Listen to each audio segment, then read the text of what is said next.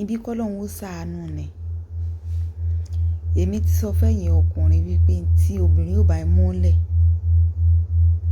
ẹ ní dúró wò tán. Ọlọ́run bá mi mọ́ ń gbọ́. Ṣé wọ́n gbọ́dọ̀ sọ wípé ikú number 4 ló pa bàbá? Number 1 ò pa bàbá o. Number 2 ò pa bàbá. Nígbà fẹ́fẹ́ number 2 lé number 1 kò wò pé kú ló tọ́ sọ́kọ. Wọ́n fẹ́ number 3 lé number 2 òun náà gba kádàrá.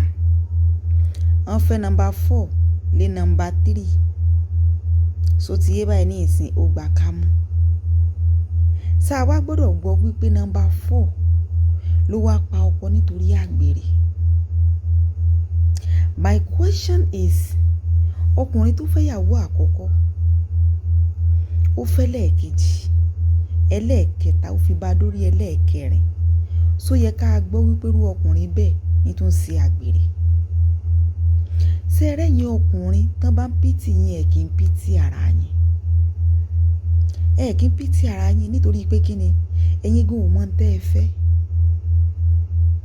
So ti yé ọ̀pọ̀lọpọ̀ yín ò ní taste, ọ̀pọ̀lọpọ̀ yín ẹ̀ ní choice, ọ̀pọ̀lọpọ̀ yín ẹ̀ lè sọ wípé irú pàtó obìnrin báyìí lẹ fẹ́. Ẹlòmíì ò rí peace of mind nínú ilé, yóò tún ní obìnrin tí máa ń gbé ẹ̀mí èèyàn gbóná gangan ló nífẹ̀ẹ́ sí. Torí téèyàn báyìí fẹ́ alákọ̀ọ́kọ́ tó fẹ́ lẹ́ẹ̀kejì tó fẹ́ lẹ́ẹ̀kẹta tó fẹ́ lẹ́ẹ̀kẹrin, kódà kó jẹ́ bílíọ̀nìyà gan sí òye ó ti dá dúró. So tún yẹ kí wọ́n sọ wípé ikú infidelity ló tún parú ọkùnrin bẹ́ẹ̀. Ká tiẹ̀ wá sọ wípé ikú àgbèrè náà fẹ́ pa bàbá náà, so yẹ kó wá látọwọ́ number 4. Torí ní òye mi o. Ìní òye mi o. Mo bá sọ fẹ́ lòmí inú yín wípé ibi tó gbà wá mọ́ gbà bẹ́ẹ̀ lọ, á ní ikú kan náà sá ní ipò ọkùnrin. Ikú kan ló pa bàbá ní ẹ̀sìn. Kò yé báyìí ní ìsìn alákọ̀ọ́kọ́ nù. Ẹlẹ́ẹ̀kejì náà ó fẹ́ fara pẹ́. So ti yé. Bàbá àyùn àwọn méjèèjì mo tó bẹ̀ wọ́n lò hòtẹ́ẹ̀lì ló gbé obìnrin 3 lọ. Mo gbọ́dọ̀ náwó mi tán. Bàbá ti lọ lo oríṣiríṣi nǹkan. At the end of the day, ẹ̀mí bàbá padà bọ́ sí ni. My question is, ṣé bàbá yẹn ní ìsìn bá jẹ́ Christian, mímú bá gbé ṣọ́ọ̀ṣì náà ilé ló lọ tààrà láàmọ̀pọ̀ fún ni, bàbá tó kú lórí obìnrin. Àbí irú wáàsí wo tó bá sì jẹ́ Muslim làwọn àfáà fẹ́ rọ́ fún wọn lé wọn. Alákọ̀ọ́kọ́ òbéèrè nù. Ẹ̀yin ọkùnrin ẹ dá mi lóhùn o. Ẹlẹ́ẹ̀kejì ó ní wípé irú àrọwà wo lẹ fẹ́ náà fẹ́ pa fún ìyàwó máa yìí. Ṣé olóòfófó rẹ̀ mí ni? Olóòjẹ́ bàbá bọ́lọ̀ ń lé ni? Àbí irú àrọwà wo ni? Ìyàwó orí ò wá di talk of the town, yóò di ẹlẹ́sìn káàkiri àdúgbò. Ó ní ọmọ ọmọbìnrin, ọmọbìnrin tí ọkọ rẹ̀ gbéyàn 3 lọ hòtẹ́ẹ̀lì tó kú sórí wọn. Ṣé irú ìyàwó báyìí náà ní ìsìn àti ń pàrọwà fún pé kó sopó? Ṣé wọn ò ní kó náà sopó wá? Àbí bó? Torí mi ò understand. Ọ̀pọ̀lọpọ̀ yín ènìyàn lé ẹmọdọ̀ kàláàmù.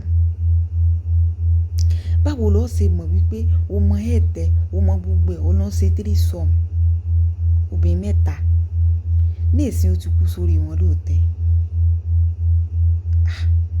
Ọlọ́run kú ṣàánú ló máa ń pìtì ẹ̀yin ọkùnrin ẹ̀ ní pìtì ara yín o.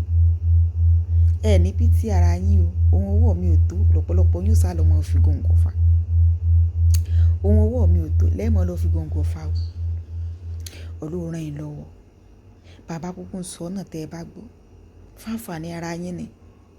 Tẹ́ ẹ bá sì tún gbọ́ fáǹfààní ara yín ni. Tá a bá ní aka ní méní méjì 3 ní ìsìn, ó mọ̀ tí níye èèyàn tán ló kú sí hòtẹ́ẹ̀lì lórí obìnrin. Tá a sì ń jẹ́ wípé wọ́n níyàwó ní àtàwọn ọmọ. Tó sì ń já sí wípé wọ́n níyàwó ní àtàwọn ọmọ. Tá a bá sì ní aka ní méní méjì náà lórí infidelity náà, ó ti níye ọkùnrin tí obìnrin ti rán lọ sọ́run. só ti yé tó sì jẹ́ wípé kì í ṣe ìyàwó kan lọ́pọ̀lọpọ̀ wọn nílé bí ẹlòmíín ní 2 bí ẹlòmíín ní 3 ẹ worú eléyìí ní ìsìn ó níyàwó 4 ẹ dákun kí ni tún wá káàkiri kọ́lọ́hún kó ṣàánú lọ́wọ́ ojú kòkòrò lọ́wọ́ àìnítẹ́lọ́rùn tá a bá sì ní àwò dáadáa à ń bẹ lọ́yìn náà ni à ń bẹ lọ́yìn náà ni tí a máa ń pọ̀ jù à ń bẹ lọ́yìn náà ni tí a máa ń pọ̀ jù kọ́lọ́hún kó ṣàánú ni o Lájíkẹ́rí iná ẹ bá ń like ẹ comment ẹ share o ó dàbọ̀.